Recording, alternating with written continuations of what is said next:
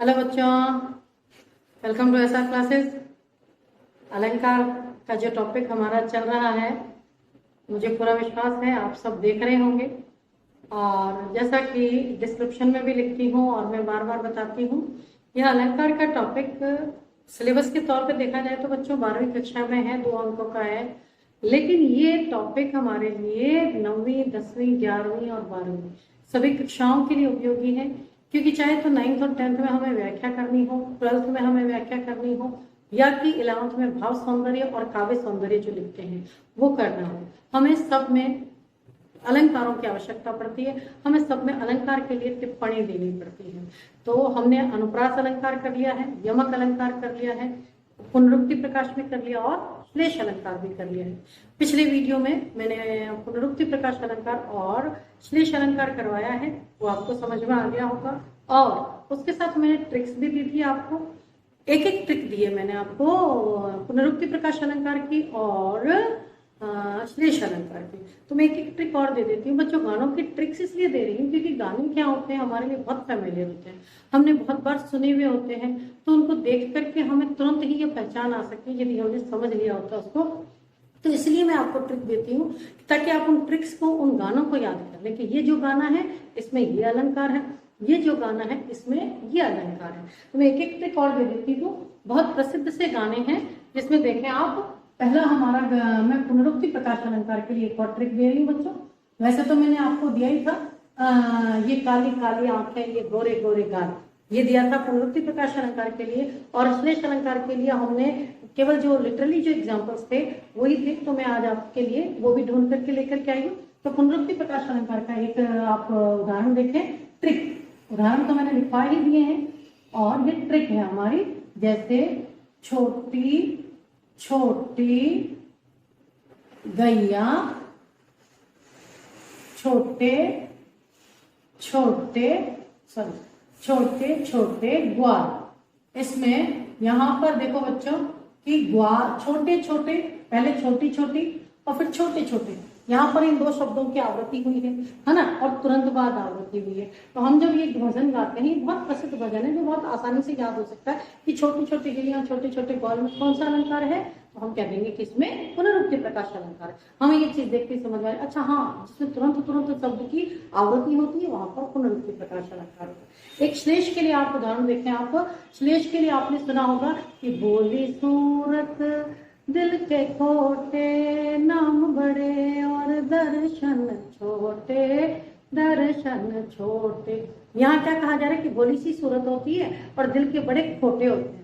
वो क्या होते हैं? नाम तो बड़े होते हैं, मतलब नाम चाहे कितने भी बड़े बड़े बड़े बड़े लिख दिए जाए, लेकिन उसके बावजूद भी उनको जब देखते हैं तो बहुत ही छोटे लगते हैं। और या दूसरे अर्थ में हम ये कह सकते हैं कि जो ब्रांडेड होते हैं, वो नाम तो उनका बहुत प्रसिद्ध होता है लेकिन उनकी गुणवत्ता में किसी भी प्रकार की कोई फायदा नहीं होता, उसमें कोई गुणवत्ता नहीं होती। तो नाम बड़े और दर्शन, जैसे कई बार होता है ना, कोई चीज होती है जो फेक होती है, या कहें कि जो चीज होती है जो हमने जितना चाहा उतना अपेक्षित हमें उसका प्रतिफल नहीं मिलता है, उतना अच्छा फल नहीं मिलता है, तो हम कहते हैं हाँ वही नाम बड़े हैं दर्शन छोटे हैं। तो यहाँ पर भी हम इसको श्लेष अलंकार कर सकते हैं। तो श्लेष अलंकार के लिए आप ट्रिक ले लें बच्चों, श्लेष अलंकार।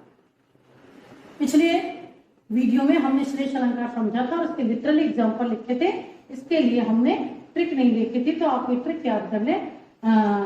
भोली सूरत दिल के खोटे, और फिर क्या कहेंगे? नाम बड़े और दर्शन छोटे, नाम बड़े और दर्शन छोटे, दर्शन छोटे। यहाँ पर क्या कह रहा है कि नाम तो बड़े बड़े होते हैं लेकिन दिखने में वो बहुत छोटे होते हैं। या कहें कि कहने को तो बहुत प्रसिद्धि प्राप्त होती है, नाम तो बड़े हैं, बड़े ब्रांडेड है, लेकिन वो दर्शन छोटे, मतलब उनमें उतनी गुणवत्ता नहीं होती। यहाँ पर क्या है, ये किसका ट्रिक हो सकता है बच्चों? ये हो सकता है हमारे श्लेष अलंकार का।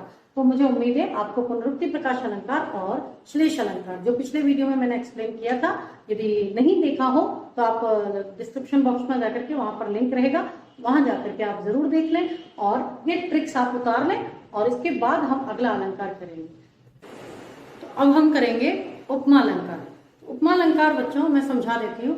उपमा अलंकार आपने गाना सुना होगा, फूलों सा चेहरा तेरा, कलियों सी मुस्कान है। यहाँ पर क्या कह रहे हैं कि फूलों सा, फूलों के समान चेहरा तेरा और कलियों सी मुस्कान। एक और गाना है, चांद सा रोशन चेहरा, जुल्फों का रंग सुनहरा, ये झील सी नीली आंखें, कोई राज है इनमें गहरा, तारीफ। तो ये यहाँ पर भी क्या कर रहे हैं कि यहाँ पर तुलना की जा रही है कि चांद सा, चांद के समान, यहाँ पर समानता बताई जा रही है। हमारा उपमा अलंकार यही काम करता है बच्चों कि जब एक वस्तु की दूसरी वस्तु से या तो तुलना की जाती है या तो समानता बताई जाती है, तो वहां पर उपमा अलंकार होता है। गाने से हमें तुरंत समझ में तो आएगी होगा, चांद सा रोशन, है ना, फूलों सा चेहरा तेरा, फूलों के समान।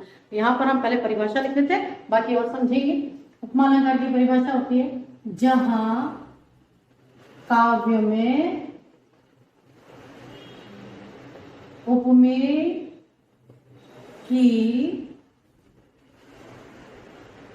उपमान से तुलना या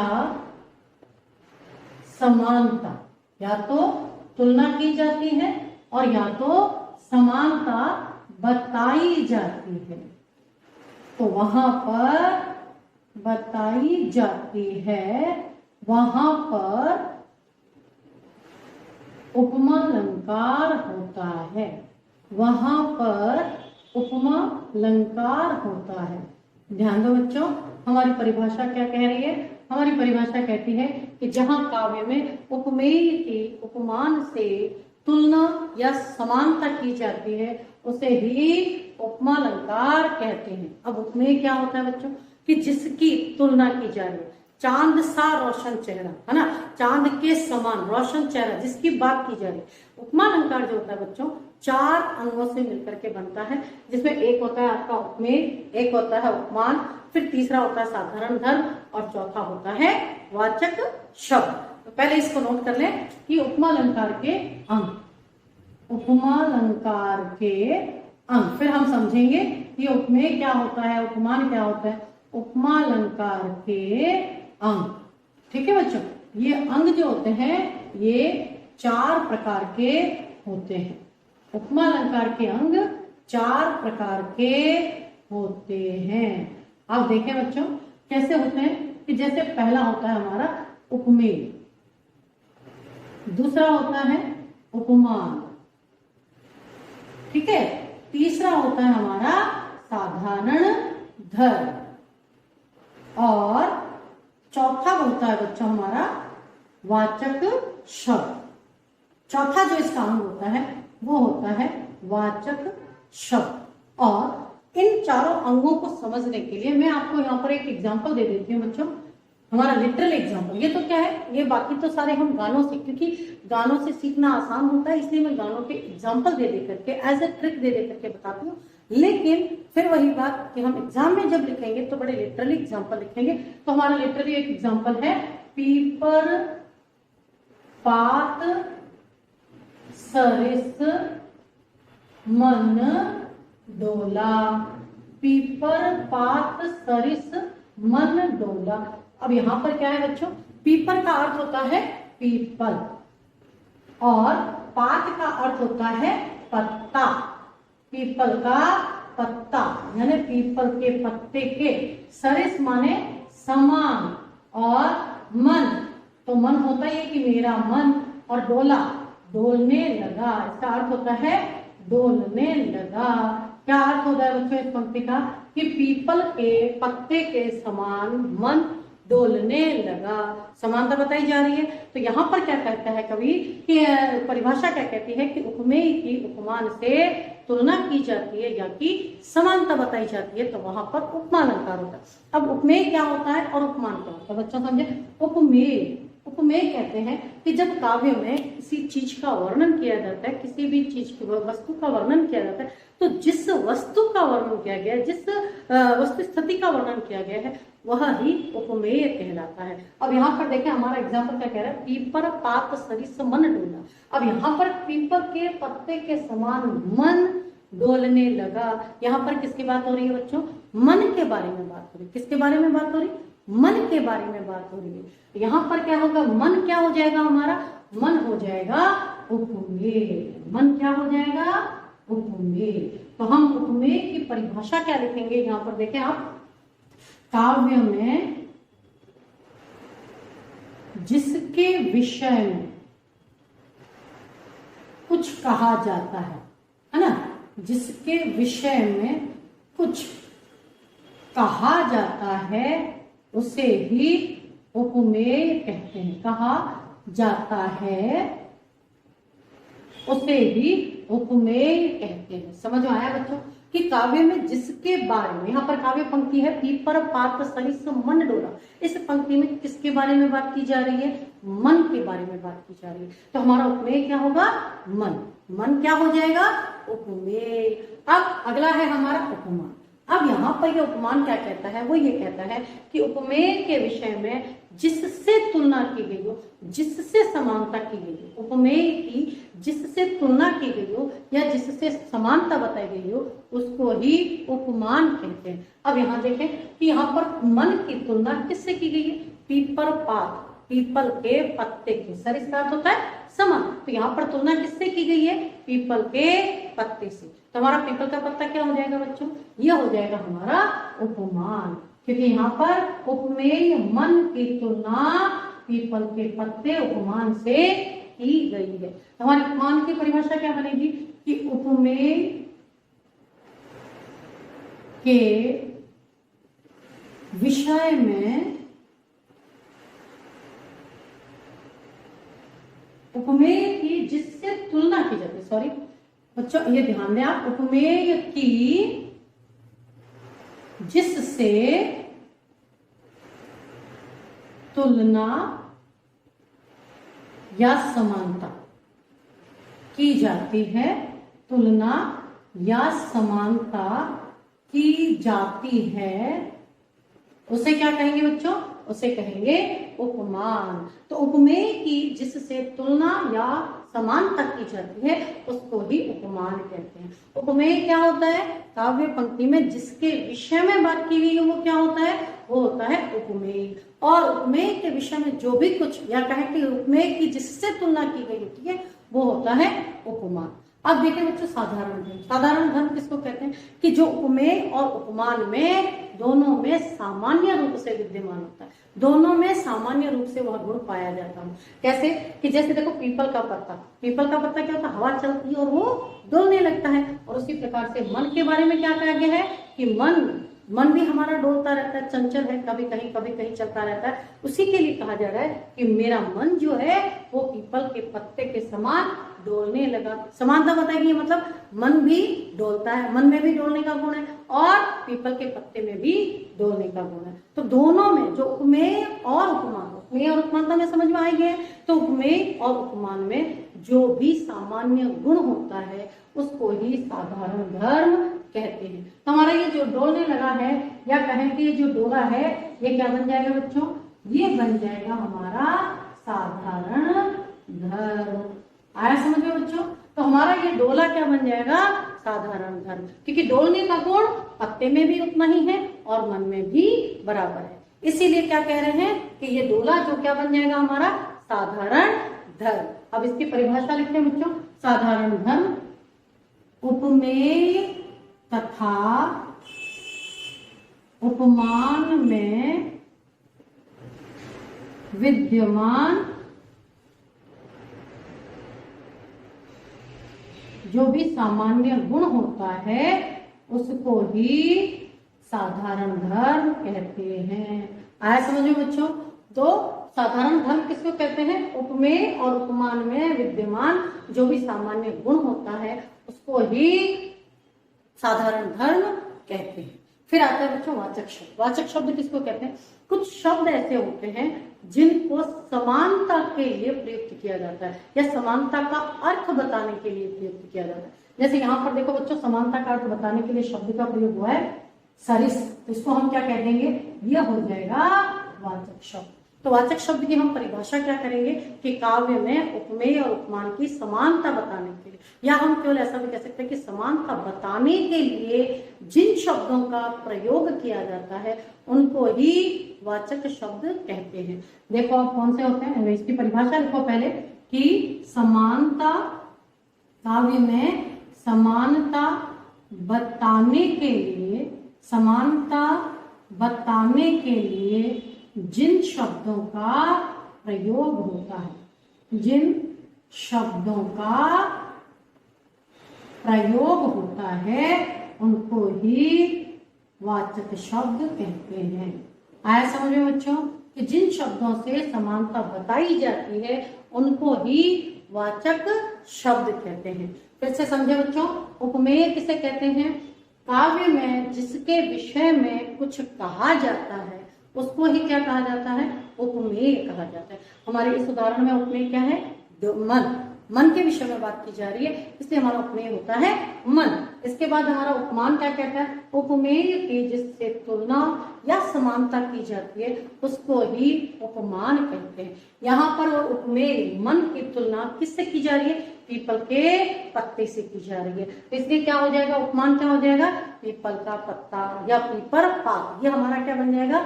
उपमान बन जाएगा।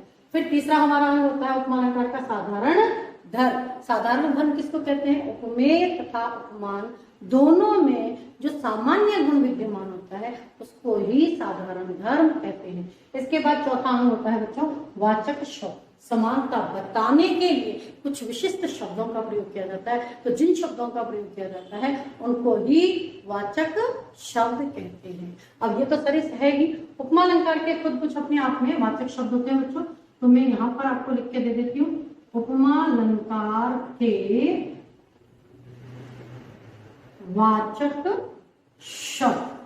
ठीक है बच्चों, ये है उपमा अलंकार। मतलब उपमा अलंकार जहां कहीं भी होगा इन वाचक शब्दों का प्रयोग अवश्य होगा। वो शब्द कौन कौन से हैं देखें आप? सा, सी, सम, समान,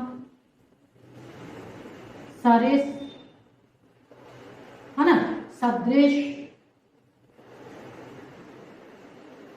कई बार ज्यों और जैसे शब्दों का प्रयोग भी समानता के लिए किया जाता है। ठीक है बच्चों, तो ज्यों, सा, सी, सम, समान, सरिस, सदृश, ज्यों और जैसे, ये वाचक शब्द होते हैं जिनके प्रयोग से या कहें कि इनके देखते ही पहचान में आ जाते हैं कि ये कौन सा अलंकार होगा?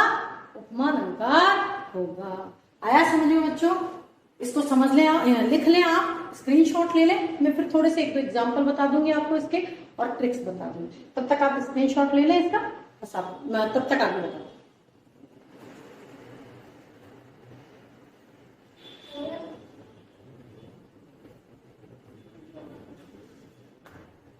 स्क्रीनशॉट ले लिया बच्चों? मिटा देती हूं मैं।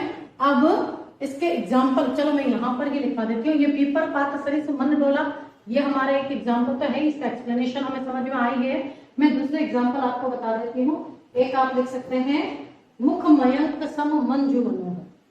दूसरा एग्जाम्पल लिखे बच्चों, ये हो गया पहला और ये हो गया हमारा दूसरा एग्जाम्पल। ये होगा मुख मयंक सम, देखो ये सम का प्रयोग हो गया बच्चों, ये हो गया सरिस।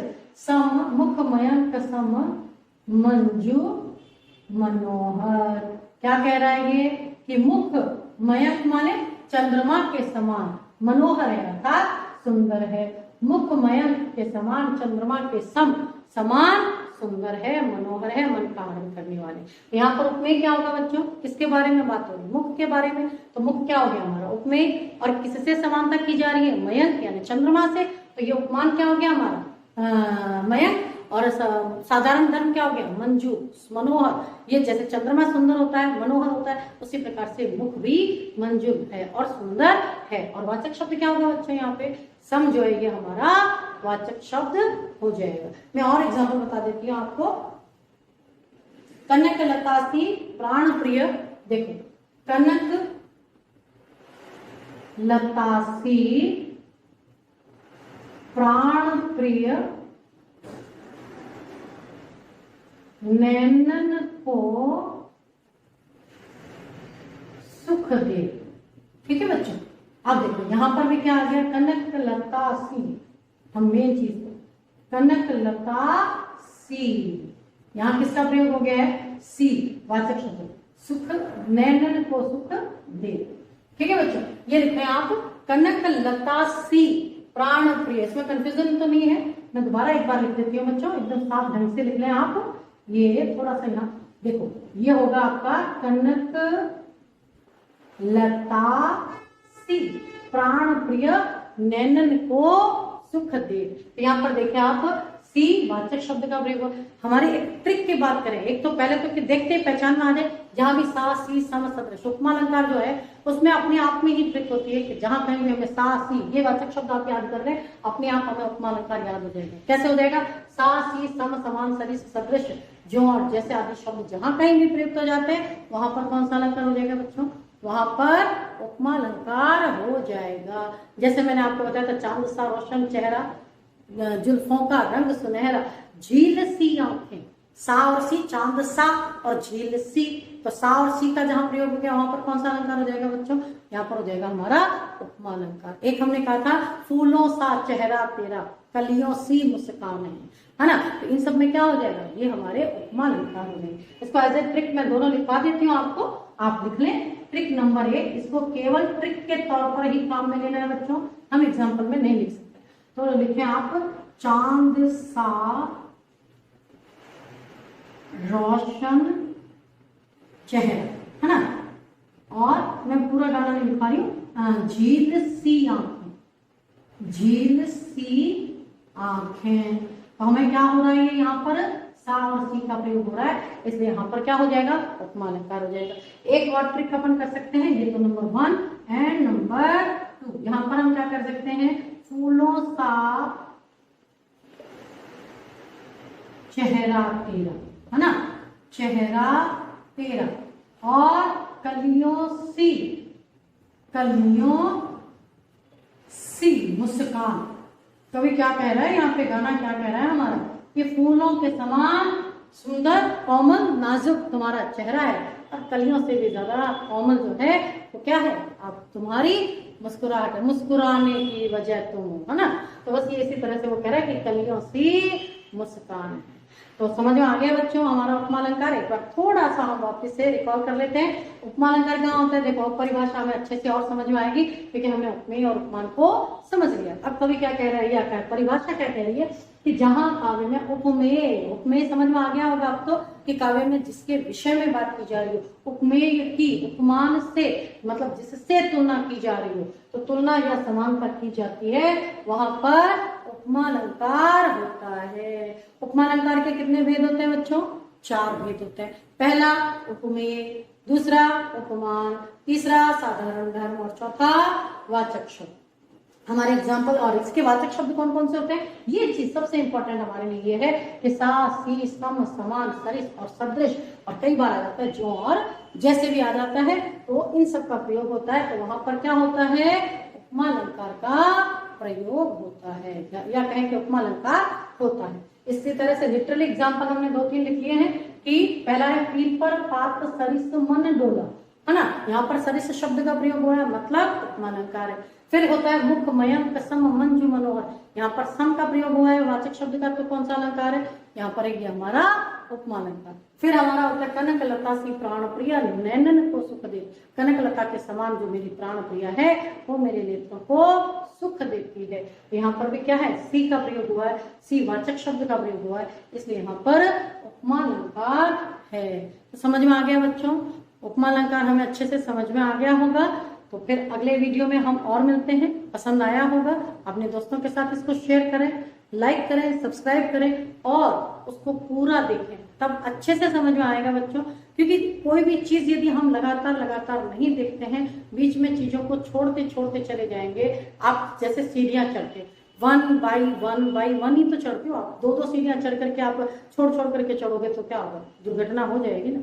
यही बात है, इसको छोड़ पूरा वीडियो देखिएगा, इसको स्किप करके मत देखिएगा, जिससे आपको ये पूरा कंटेंट समझ में आ जाए। आपको समझ में आया होगा, नहीं आया होगा, कोई डाउट रहा होगा, आप कमेंट बॉक्स में मुझे जरूर बताइएगा। अगले वीडियो में हम फिर मिलेंगे, तब तक बाय बाय।